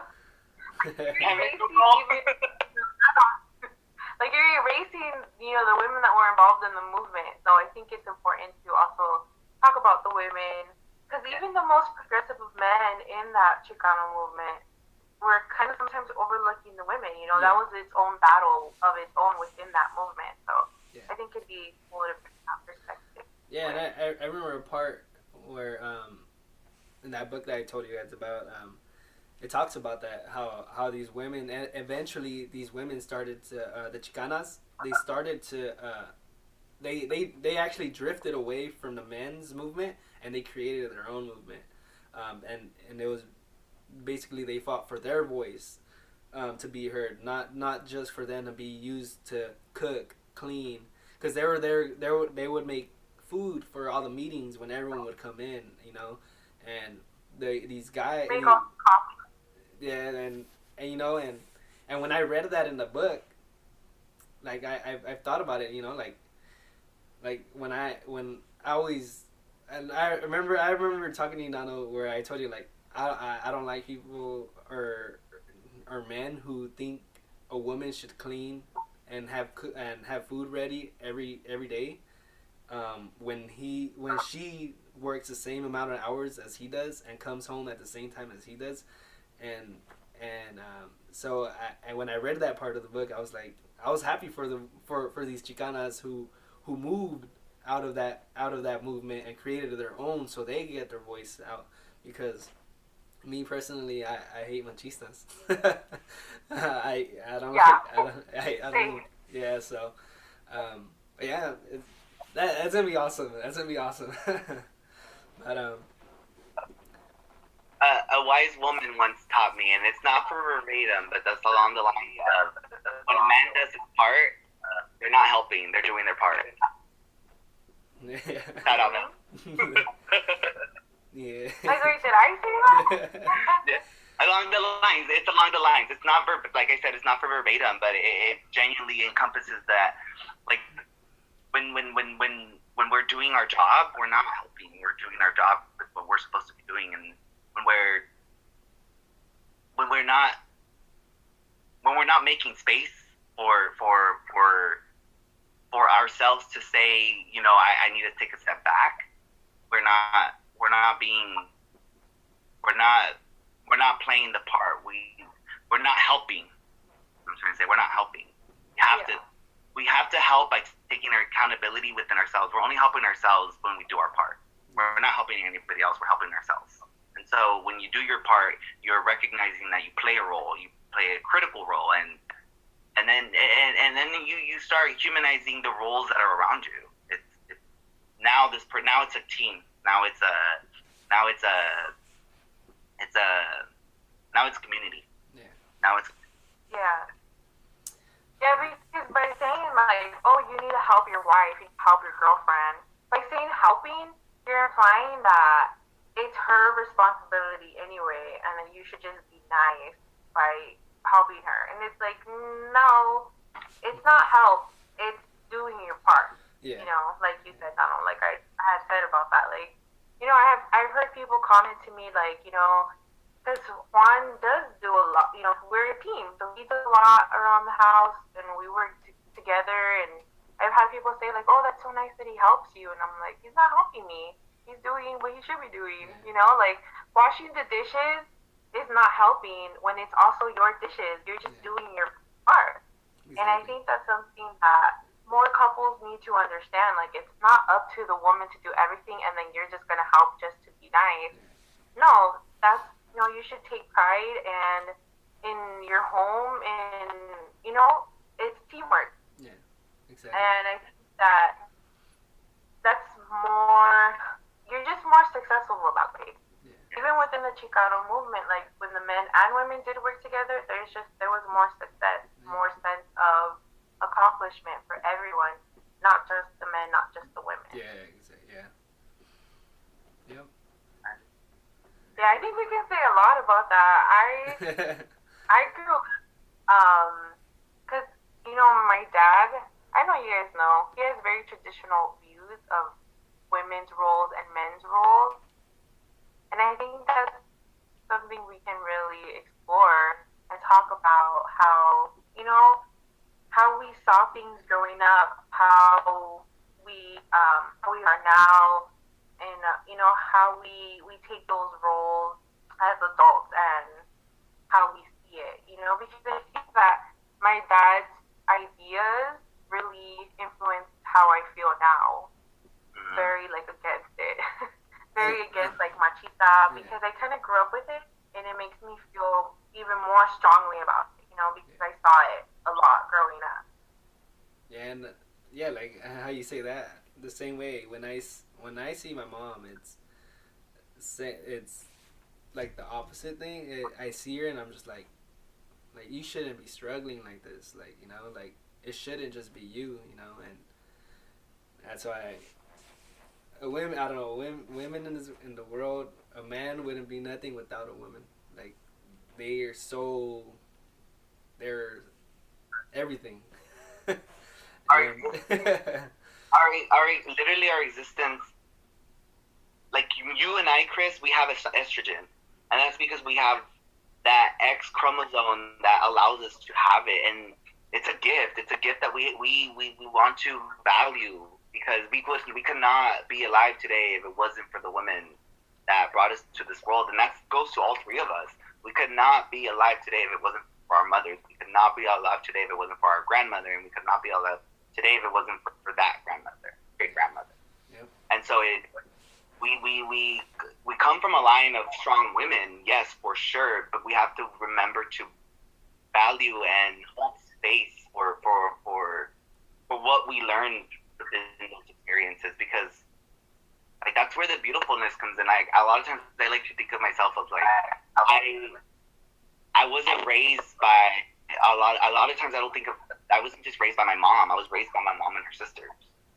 Because my mom and my Nina are truly what are the people that I sought out for support. Are the people that when I had questions that I couldn't go to my mom for, I would go to my Nina. And when I had questions that I didn't know how to go to my Nina for, because I knew that my mom had the authority, I went to my mom. I never had that male figure just because it's not something that, like my uncles, I didn't always feel safe to go to them because I wasn't man enough to go to them. But also, like, my own father didn't play the role of doing their part. So it's to truly embody, like, we don't have to, we can change the script, we can change the narrative. We can say that, like, you and I, Chris, we talked about on one of our earlier podcasts about machismo, and how machismo is actually to respect your family, to uphold your family, to do what you do for your family because you love your family, you care for your family. Machismo doesn't mean that I run my family, that I control my family. No. Machismo doesn't mean that you disrespect your wife. No, it means that you value your wife for what they do for you, and now because you value them, what are you going to do in return? What are you going to do, not to help, but to play that role, to continue flourishing this idea of we're a team, we're a team, but also I'm not better than you, I'm not above you. We're this. Yeah. Yeah. So how you guys feel about this episode? Pretty cool. I know. I know. Yeah. Random talks. This is what happens with random talks. You can just keep going on and on. The timer went on. I don't know if y'all had heard the timer that we had set. Yeah. It has gone off. Oh, yeah. Yeah. What's our time, Chris? We're at 1:44. An hour 44. Yeah. So, that's crazy. Yeah. I feel that way. Yeah. Do you edit videos? What happened? Okay. You edit the videos or just post them? No, it's just straightforward. But I mean, yeah, just straightforward. Maybe when we're like in the same setting, then that's when I'll probably have to edit. Um, but yeah, but yeah, I don't know. So those are a couple of episodes we're looking forward to then. Yeah. I mean, Yeah. so it's gonna be interesting. For sure, we're gonna get a couple more people on here, just so that we have more input and more information. You know, that's been left out. The stuff we weren't taught. I know if we were, I like that we started talking about this Chicano and Chicanas in this episode because it really falls into line with what we already started talking about today specifically. I want to see it. Mandy. This is a shout out invite for Mandy because I have the opportunity to be working with Mandy, and we were talking a lot about how within our society we're erased. So many things along the lines that we've already talked about today, but Mandy has a really, really awesome perspective of like studying this from an early age. Like me, I didn't start studying this stuff until college and a little bit after college. Whereas Mandy has shared with me books and experiences that he has had with growing up in this area, but also growing up with a unique perspective of not having privilege, right? But not always having the type of privilege that we might encompass. And I think that's a voice that I would love to hear as well because it's historical because he's an older cousin for us, and more importantly, there's an extra voice, an extra guidance. But I would love to hear how we can learn to continue to do this for those who are going to come before us. We have younger cousins and younger nieces and nephews that we want them to feel visible in the society that they're growing up in, and I think that by bringing more voices, more primo and primas voices in here, it's going to be really beneficial for us, but also for them that are going to be coming and watching these videos. I'm thinking of like Esme and Benji and like so many people that genuinely like our nephews that have so much positiveness. I think like, oh my God, these are the kids that are going to conquer the world. And then I think to myself, we have to support them when they're going to conquer the world. We have to fill them with the information that they need to conquer that world because as we're learning for ourselves, it's hard to conquer a world where you're not represented in. Yeah.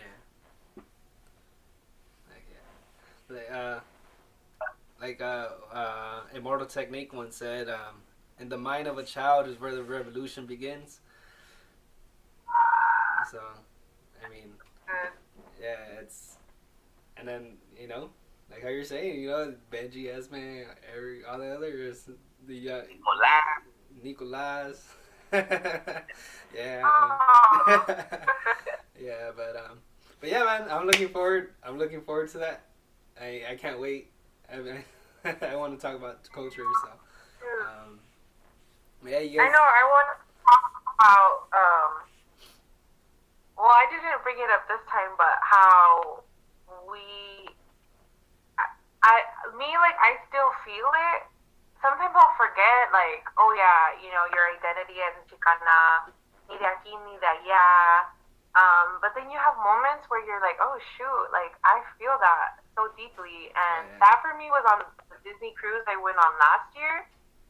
It was such a experience because I always tell Juan, like, this was such a not identity crisis, but it was like remembering, like, oh yeah, because going on that Disney cruise was such an awesome experience, but also me and Juan, I mean, there were other like Mexican American families on board, but I don't know what it is about Disney, but there was tons of white people, tons of like white families, and I mean, it wasn't a big issue, but I felt like I definitely felt it. Like, oh, okay, we're one of the only like brown people that's not like, you know, the workers on the ship.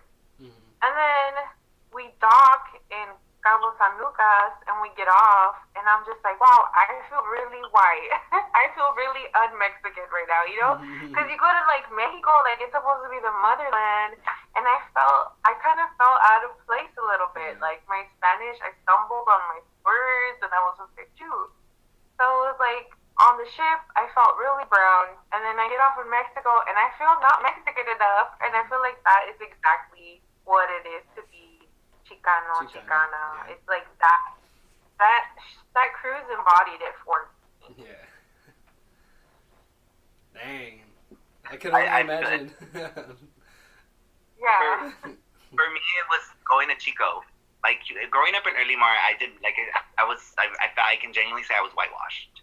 And going to Chico, being not one of the only ones, not one of the only Latinos. Chico had already invested in diversity at that point, but to be one of the only, and to feel like I'm one of the only like gay males here in this area, and like no one, it genuinely over there in Chico, people are like, oh wow, your accent's so good. Talk to me in Spanish and da da. And here, I would come home and soy pocho. No, like my uncles will laugh at me when my words will come out, or my tias will fix my language because they don't, or they'll. What I've learned to, they talk to me in English.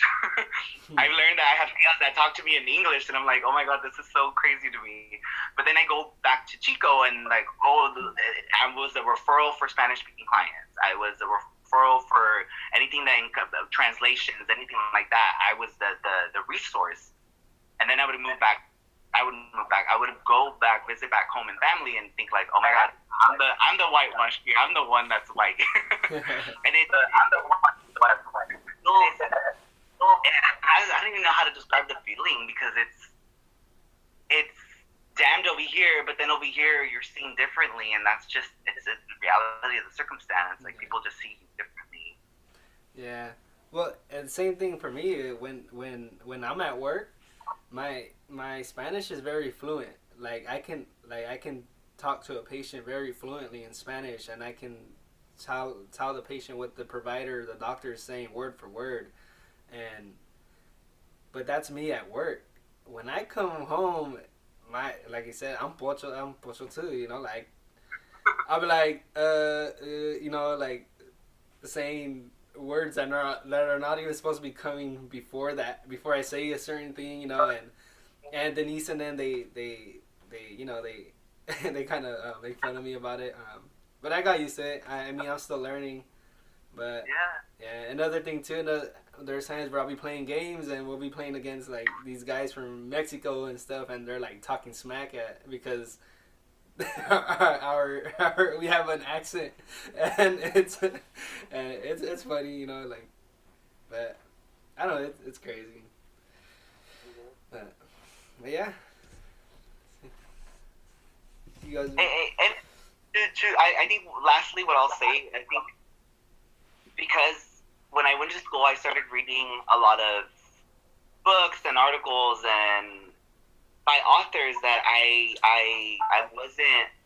didn't know who they were. I wasn't sure, and then I realized that a lot of the times because the last thing wasn't one that I had seen before, it wasn't one that was familiar to me. So it's you learn that a lot of the reason why our history is not represented is because a lot of the quote unquote what academics see as scholars are not necessarily, they don't come from folks like our background. They come from I don't even know how to say it where I'm not going to sound, you know, we don't have that privilege. We don't have the time, the privilege, the luxury to sit down and do research on things that are important. Yeah, of course they affect us, but in all reality, like I have to make ends meet. Yeah. I have a family that I have to provide for. I have all these other things that are happening around that. Like I genuinely felt, wow, I wish I could read a sociology book about. And to read it in Spanish too would be so super great. And then I recognized like, no, they actually exist. Like these books do exist. It's just that they're not as accessible like these other books. They're just not as available to or even talked about as much. And I think that's something that we have the opportunity to change and fix because we're recognizing it. Like maybe one day I'm gonna write a scholar book and then publish. But really, it takes having to be that pioneer, because a lot of, I mean, again, we're not. I think one time we had talked about in the crisis intervention episode, we're not starting a Chicano movement or a Chicana movement. We're continuing something that has already been established. They have already laid out a foundation for us to even do what we're doing here today. To continue that on, I think, is where we can play that out. And it does kind of what we're doing with Selena. We're living on the legacy. We're living on in this legacy that we want to be represented, to be represented. And my existence is not something that you have to accept. My existence is something that you need to affirm for yourself.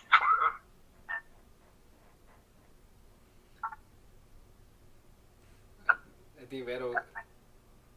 That I think you're frozen. Yeah. If we can get that. I'm frozen. You're coming back a little bit. Oh, there you go. I'm still frozen? Yeah, you're frozen for a bit. Again. Yeah. You can still hear us, Vero? Oh, man.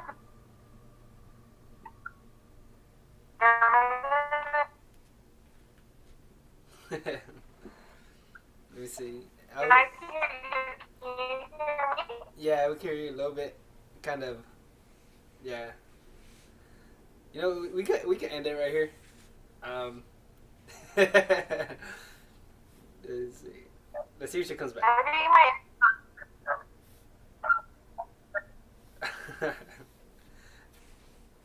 And I'm trying to wait for her to come back.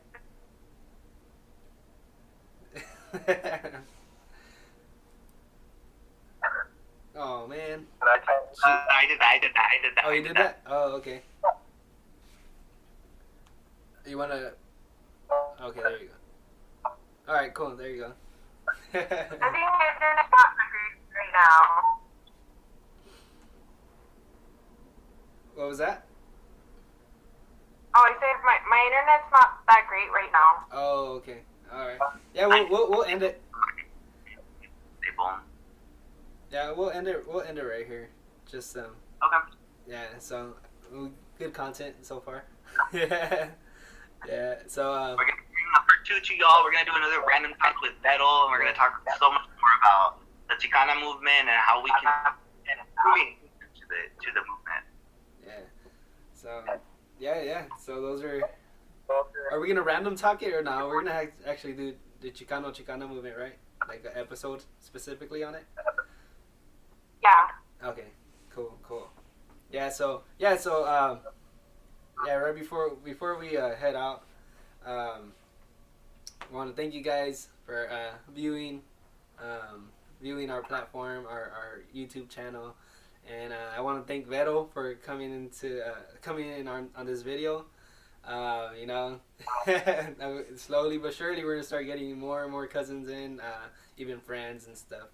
But yeah, just keep us trending, keep getting people to subscribe to us. You know, I was actually thinking of doing like right before we hit 100 subscribers, I was gonna do like a giveaway basically. So I was thinking of it. But we'll see. Probably when we're like at 90, 95, we'll see what we come up with. But yeah. So yeah, maybe a giveaway will be in the near future. But yeah, that's all really much what I gotta say. I don't know if you have anything to say, Nano. Well, yeah, thank you, Vero. Thank you so much for being here. The conversations were great. I thought we were finally able to talk about Selena. And I just, to everyone out there again, thank you for subscribing, thank you for liking, for sharing. I know I have a few friends out there that have been sharing these podcasts, so I appreciate you all so much from the bottom of my heart. And family, let's get on here. Everyone, let's get on. Let's get a lot of people on here. So we can talk about Yeah. Anything you gotta say? I want to say, Vero, before we head out? I just want to say thank you for inviting me and including me in the conversation. I'm really excited to see the other episodes that we want to do, and Thank you. It was really fun. And yeah, and there you guys have it. So yeah, just stay tuned for our future episodes. They should be coming out soon. I'm pretty sure we can get together pretty like in the next couple days or so. And but yeah, so that's something to look forward to. Another thing before we head out, I want to say happy holidays to everybody who's watching. I got my Christmas tree up. It's been up. It's been up since August. No, I'm just playing. I'm playing. Uh, no, I'm just playing. But yeah, happy holidays. You know, take care. You know, yeah, and yeah, just happy wishes from us, from Famcast to your family. So, and we're out. Bye.